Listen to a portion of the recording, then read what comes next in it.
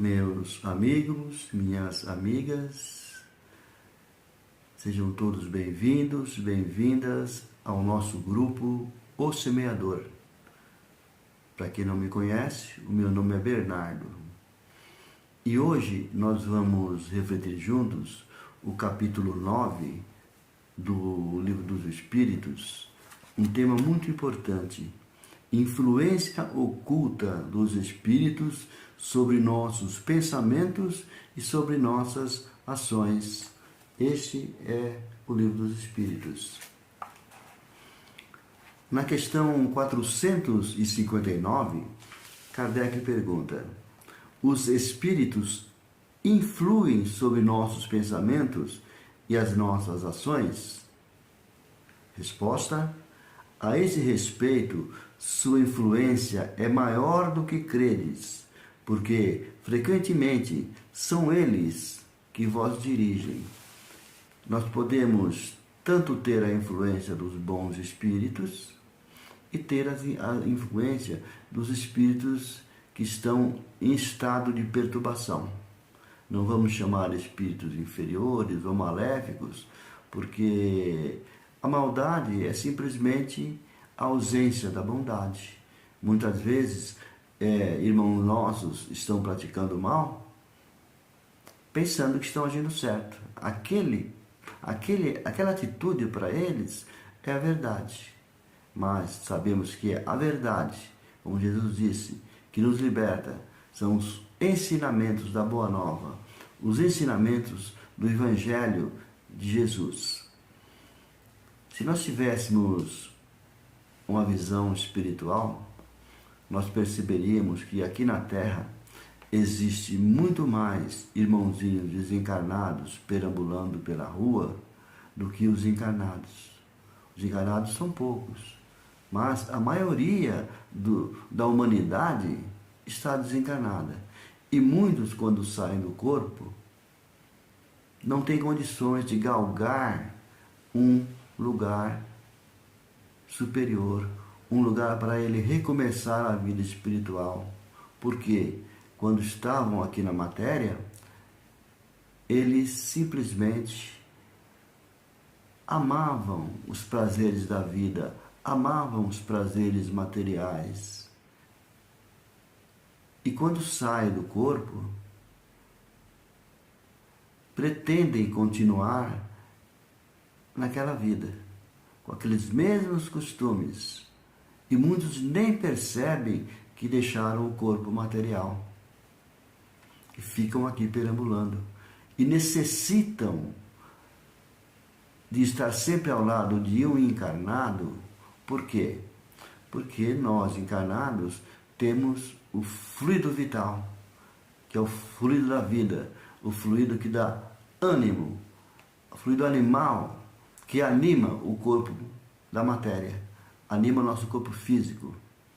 E para esses espíritos que muitas vezes estão em estado de perturbação, para se sentirem vivos, para se sentirem como se fossem encarnados, eles obrigatoriamente têm que ficar ao lado de um irmão encarnado para se sentir os prazeres da matéria através do fluido vital. Como esses irmãozinhos permanecem aqui? Porque simplesmente não tem para onde ir. Não fizeram jus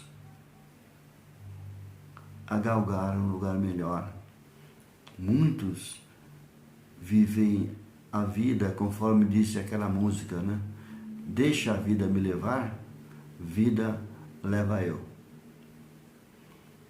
E os vícios da matéria, as vicissitudes que nós gostamos, a maioria de nós gostamos de ter, sentimos prazer em possuir aqueles vícios.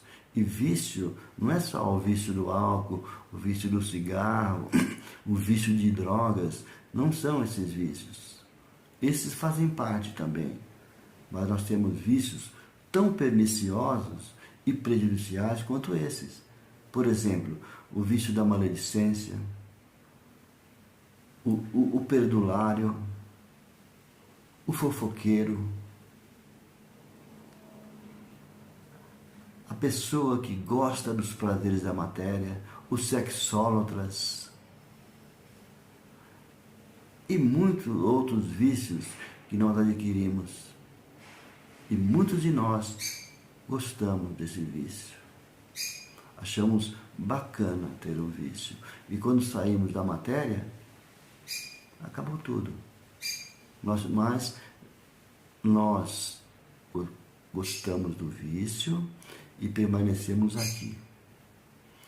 Agora, para continuar sentindo os prazeres da matéria, nós temos que estar ao lado de um encarnado, para que através do fluido vital, que é o fluido da vida, o fluido físico que dá vida ao corpo de carne, sintam os mesmos prazeres que sentiam antes. E muitos nos dominam através do pensamento para não perderem aquela pessoa, para não perder a fonte de energia.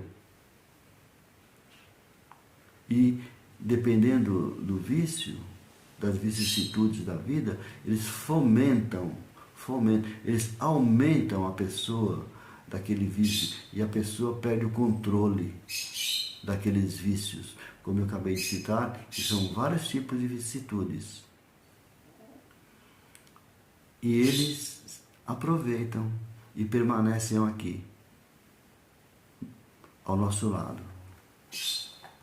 E Kardec pergunta na questão 461, como distinguir os pensamentos que são próprios daqueles, os que são próprios nossos, os que são sugeridos?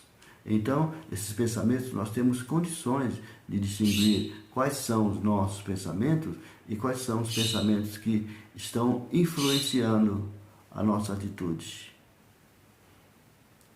Quando nós temos algum problema, nós temos o dever de fazer uma prece, pedir para o nosso anjo da guarda, através do nosso anjo da guarda, que Deus nos dê a inspiração necessária para resolver o problema. Este seria o certo, este é o ideal. Então, aquele primeiro pensamento que vem é o nosso pensamento, é a inspiração do nosso anjo da guarda, inspiração enviada por Deus. Após esse primeiro pensamento, começa a vir outros pensamentos, os pensamentos de dúvida. Fazer, não fazer, isso vai me prejudicar, não vai me prejudicar? Estou fazendo certo, estou fazendo errado? E vem aquele monte de pensamento. Todos esses pensamentos de dúvidas, a maioria das vezes não são nossos.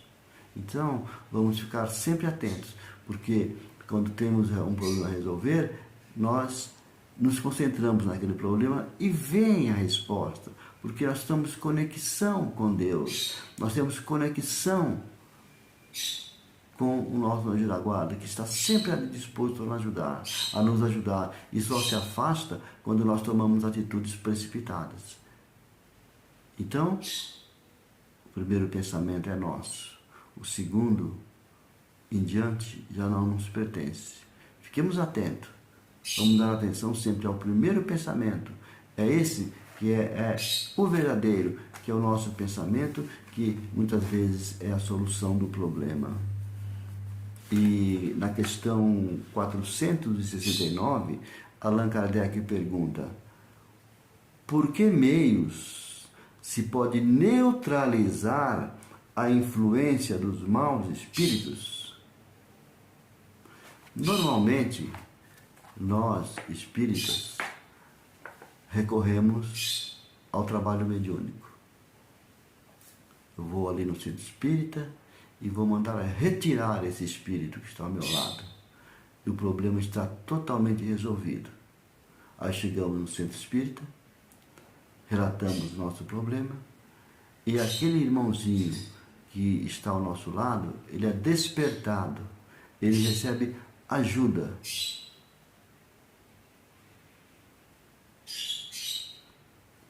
Para ele foi ótimo, foi uma caridade ir no centro espírita.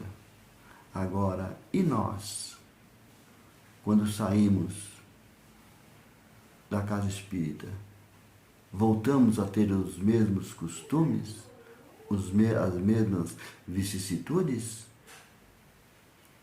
É aí que nós atraímos outros irmãozinhos que estão na mesma sintonia, porque o pensamento, ele é vida, o pensamento, ele transforma em imagem e fica no ar, fica em nossa cabeça, em nossa áurea, como imagem que para os espíritos é palpável.